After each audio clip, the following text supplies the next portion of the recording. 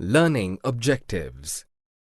After completing this module, learners will be able to explain the importance of dates, explain the method of periodization, discuss how administration produces records, describe the importance of surveys, basis and need of division. Different countries use different ways to pick up dates which are important in history.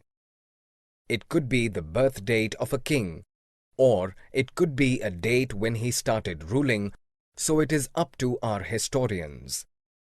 Now we select the dates where many events occur collectively. In the book, The History of British India, James Mill suggested a way to periodize.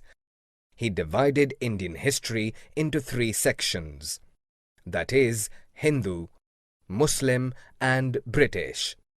He divided on the basis of the ruler of that time, but it was not appropriate for a country with respect to the ancient, medieval and modern time.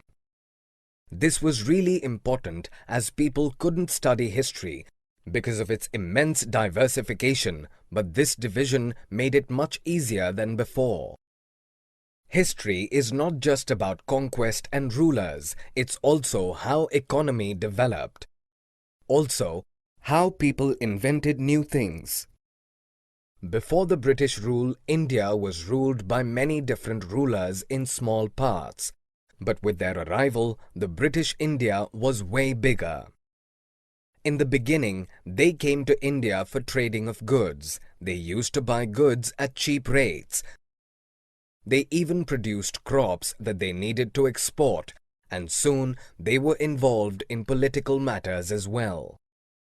The British rule was responsible for social, economic, cultural and political changes in India. Thus, they were colonial. Administration by British. Before the Western people arrived, our country was poorly organized. It was not a single country, but parts of different rulers. With the arrival of British, they took many steps to develop and keep check over India. They appointed Tehsildar, collectors, commissioners, etc. They believed that everything must be written down. All the laws, the amendments, the trading, policy and agreements had to be written for proof and legitimacy. So, they began traveling the country for a proper map of India. They started to note the climatic conditions and the crop productions in different parts of India. In the middle of the 19th century, these records were typed and multiple copies of these records were stored. Then, later they started conducting census in each province for counting the number of people living there. They wanted information about the topography, the types of soil, the flora and fauna in India.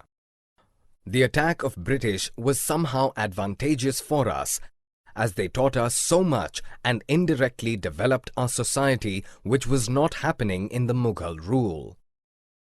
Still, the way of teaching was not correct. Thus, they were bad for our country. History. Still not accurate. All the historical events were written by officials, which means that it does not involve the feeling and perspectives of the poor tribal and peasants. It is possible that it is biased. In the Mughal Empire, the books written were only in praise of the ruler, as if they wrote against the ruler, they might get killed for this reason. Some sources for better history include novels, newspapers, diaries, and pilgrims. Many forts were built in India. They give knowledge about the construction techniques used at that time. So our history as we read today does not include how the poor must have felt.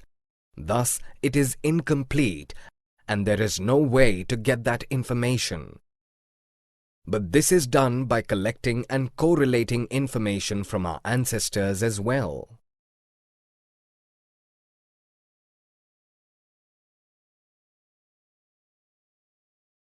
Summary. Let us summarize what we have learned. Selection of date depends on the story of past. James Mill divided the Indian history into three periods: Hindu, Muslim and British.